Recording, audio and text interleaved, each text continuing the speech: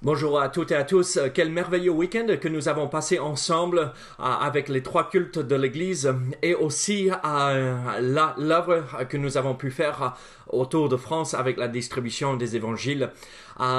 C'était un week-end juste extraordinaire, au moins pour moi. Je ne sais pas si vous avez ressenti la même chose, mais j'ai passé un bon week-end avec vous tous. Et continuons à prier que le Seigneur se sert de ces évangiles que nous avons distribués autour de France, que Dieu interpelle ces personnes qui ont reçu ces évangiles, ces centaines et centaines de personnes qui ont reçu ces évangiles, et que nous puissions voir des âmes venir et se tourner à Jésus-Christ comme leur sauveur. C'est notre objectif dans cette vie, ou un de nos objectifs dans la vie, n'est-ce pas?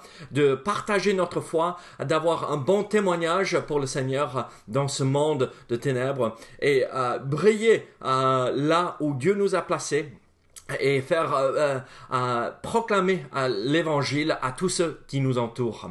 Donc, quelle grande bénédiction de pouvoir sortir et partager cette joyeuse nouvelle que nous avons, la foi en Jésus-Christ, sa mort, son ensevelissement et sa résurrection pour payer la dette de nos péchés. Donc, quelle grande bénédiction.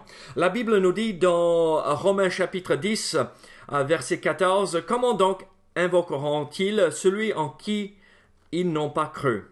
Et comment croiront-ils en celui dont ils n'ont pas entendu parler? Et comment entendront-ils parler s'il n'y a personne qui prêche? » Alors, c'est notre devoir de faire cela. Et donc, je vous présente un défi, si on peut le dire de cette façon. Voici un défi pour vous cette semaine. Essayez de partager votre foi à une personne cette semaine. Priez que le Seigneur prépare le chemin devant vous et prépare le cœur de la personne qui vous envoie afin de présenter cette foi que nous avons en Jésus-Christ et cette œuvre accomplie à la croix. Quelle grande bénédiction ce serait d'avoir cette occasion de partager la foi avec un de nos proches, les voisins, un membre de la famille, quelqu'un avec lequel nous travaillons. Donc, essayons d'accomplir cela pour le Seigneur cette semaine. Donc, un défi. Voyons si nous pouvons partager notre foi avec quelqu'un qui nous entoure là cette semaine. Et voyons comment le Seigneur prépare les choses pour nous. Donc, prions ensemble avant de regarder l'étude d'aujourd'hui.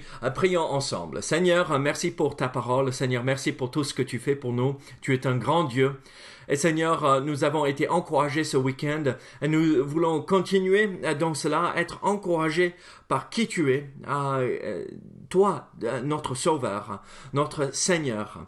Seigneur, tes noms nous révèlent qui tu es. Donc Seigneur, nous voulons te connaître même plus aujourd'hui. Donc aide-nous à comprendre ce que tu veux nous montrer ici, dans ce passage, au nom de Jésus, ou dans les versets aussi que nous allons voir, au nom de Jésus.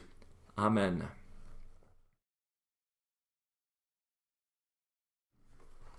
Aujourd'hui, nous regardons pour la dernière fois dans cette série d'études bibliques les noms de Jésus. Nous avons vu beaucoup de noms qui sont donnés à Jésus-Christ, notre Sauveur. Et je ne sais pas pour vous, mais pour moi, cela m'a encouragé et m'a fait connaître même mon Sauveur, même plus. Et donc, quelle grande bénédiction de connaître même Jésus en plus de profondeur et en grattant un peu plus dans la parole pour voir qui est notre Sauveur, qui est notre Seigneur. Et donc, les noms de Jésus nous ont révélé qui est notre Sauveur, n'est-ce pas? Et c'est une grande bénédiction de le connaître même plus. Donc, aujourd'hui, voyons ce que Dieu veut nous enseigner, veut nous montrer à travers sa parole. Je vous pose cette question, qui est Jésus? Avec toutes les études que nous avons fait ensemble, normalement, vous devriez pouvoir dire, il est ceci. Voilà qui il est, basé sur ce nom et ce nom que nous avons étudié ensemble. Donc aujourd'hui, nous allons regarder cette dernière étude et voyons qui est Jésus pour une dernière fois, pas pour la dernière fois, pour toujours, mais une dernière fois dans cette série d'études bibliques. En sachant que Dieu veut que nous connaissions bien qui est notre Sauveur, qui est notre Dieu, qui est notre Rédempteur. Donc, voyons qui est Jésus. Et alors, aujourd'hui, nous allons voir Jésus-Christ, le Fils. Jésus-Christ le Fils. Et en fait, le premier nom qui vient à l'esprit quand nous pensons à Jésus le Fils, nous voyons le Fils de Dieu. Donc, je vous invite à ouvrir votre Bible à Jean chapitre 3, et nous allons regarder le verset 18. Jean chapitre 3, verset 18. La Bible dit ceci: « Celui qui croit en lui n'est point jugé, mais celui qui ne croit pas est déjà jugé, parce qu'il n'a pas cru au nom du Fils unique de Dieu. » Donc, nous voyons un nom de Jésus-Christ, c'est « Il est le Fils de Dieu ». Et nous voyons ici, dans le nom, le Fils de Dieu, que c'est une référence où ça nous fait penser à sa divinité. Jésus est Dieu incarné. Il n'est pas, nous ne sommes pas, on est monothéiste. Nous ne croyons pas dans plusieurs dieux comme certaines religions nous accusent d'être polythéistes, mais nous croyons dans un seul Dieu, mais il se montre, il se manifeste dans trois fonctions différentes, Dieu le Père, Dieu le Fils et Dieu le Saint-Esprit. Il y a trois personnes au sein de la Trinité, la Sainte Trinité, qui est enseignée dans l'Ancien Testament comme dans le Nouveau Testament. Vous et moi, nous ne pouvons pas comprendre ceci complètement. Nous sommes limités, mais Dieu est illimité. Et c'est lui qui a choisi de se manifester de cette façon à sa création. Et donc, nous l'acceptons par la foi. Et donc, Jésus-Christ est pleinement Dieu. Un seul Dieu, mais en trois personnes, il est la divinité incarnée pour nous. Et nous voyons alors sa divinité, il est le Dieu tout-puissant, mais aussi nous voyons dans le nom, le Fils de Dieu, sa nature parfaite. Il est sans péché. Comment un homme peut-il être sans péché et parfait? Mais seulement un Dieu homme. Et donc, on voit alors ce mariage avec ces deux natures. Et encore, nous ne pouvons pas comprendre tout cela dans toutes ses profondeurs et dans toutes les nuances que nous retrouvons dans cette réalité, mais nous l'acceptons par la foi. Et un jour, quand nous sommes dans la présence de Dieu, on le comprendra. Un jour, on comprendra dans toutes les petites détails cette réalité que Dieu s'est incarné, s'est fait homme, afin de nous racheter de nos péchés. Parce que seulement un sacrifice parfait peut payer la dette de mes péchés. Alors, il n'y a aucun homme qui est parfait. Seul l'homme Dieu, ou Dieu homme, Jésus-Christ. Dieu lui-même manifesté en un homme. Est-ce que vous connaissez le Créateur qui s'est fait chair afin de comprendre toute notre situation parfaitement, même s'il est omniscient, il le sait, mais afin que nous rendons compte qu'il sait ce que nous vivons. Alors, il est ce Dieu qui compatit avec nous, mais il est le Dieu homme, le Dieu incarné. Alors, c'est ce Dieu-là qui veut avoir une relation avec vous et moi. C'est ce Dieu-là qui a fait tout possible afin d'établir une relation qui a été rompue à cause du péché, mais une relation avec toi. Là où tu es, là aujourd'hui, il veut te connaître. Il veut entretenir cette relation. Il veut être à tes côtés. Ne voulez-vous pas le connaître? Ne voulez-vous pas connaître le Fils de Dieu? Le Fils de Dieu qui est venu sur cette terre, qui a vécu parfaitement dans la sainteté pendant 33 ans et il s'est sacrifié à la croix. Oui, mort, mais ressuscité, vainqueur sur le péché et la mort. Et il a rétabli cette relation brisée.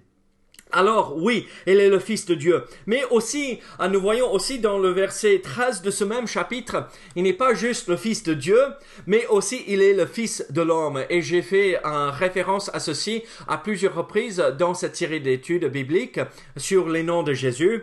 Mais regardez verset 13 de Jean chapitre 3.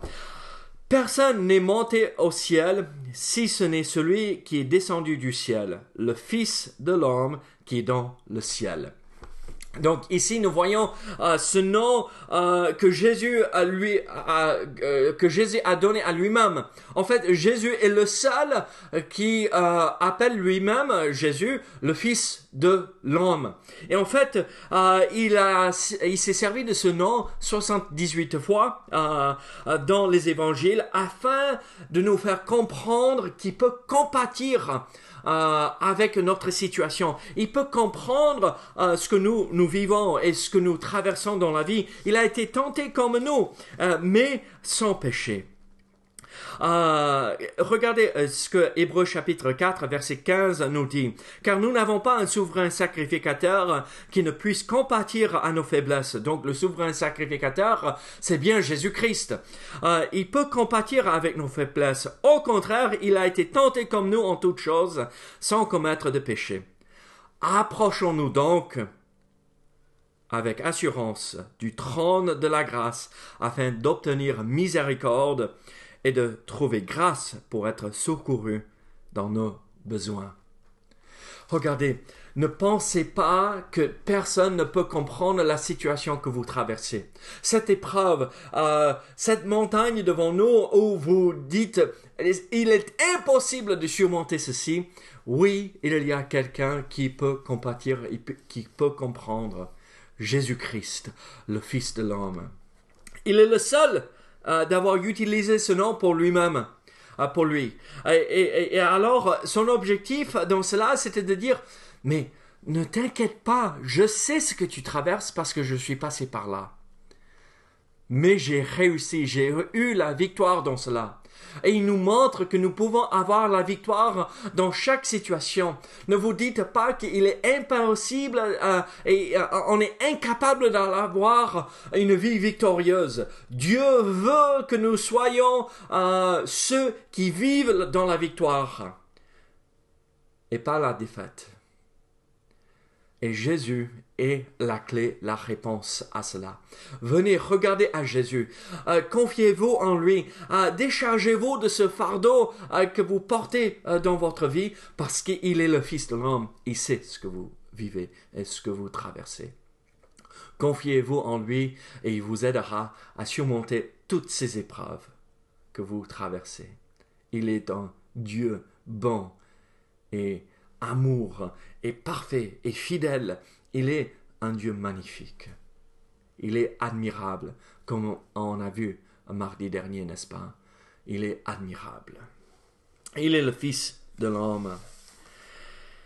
Mais regardez, oui, il est le Fils de Dieu. Ça nous fait penser à sa divinité, à sa perfection, à Dieu qui s'est incarné afin de nous racheter de nos péchés. Il est le Fils de l'homme. Il est celui qui nous dit « je peux comprendre ». Mais il est son Fils aussi, le Fils du Père. Regardez Jean 3, verset 17.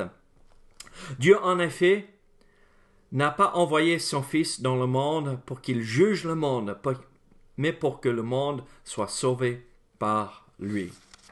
Dieu, en effet, n'a pas envoyé son Fils dans le monde pour qu'il juge le monde, mais pour que le monde soit sauvé par lui. Regardez, ici, Dieu nous fait comprendre à travers sa parole, c'est mon Fils. C'est mon Fils. Et en fait, on voit cette image d'une relation étroite entre le Père et le Fils. Et c'est cette même relation que si nous plaçons notre foi en Jésus-Christ, c'est cette même relation qui nous est offerte aussi. Dieu dira de vous et de moi, c'est mon fils, c'est ma fille. On voit dans Jean chapitre 5 que Christ dit de lui-même, je suis le fils, le fils, le fils. 10 fois dans Jean chapitre 5, verset 19 à 27, 10 fois il met l'accent sur cette relation étroite. Je suis le Fils. Ne voulez-vous pas avoir une relation étroite avec le Créateur du monde, le Dieu Tout-Puissant, ce Dieu merveilleux?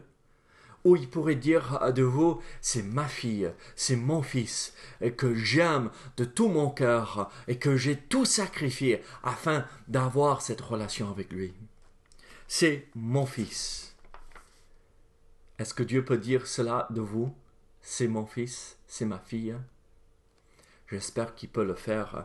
J'espère qu'il peut dire cela aussi. Mais regardez, une autre chose assez importante. Jean chapitre 3, verset 16.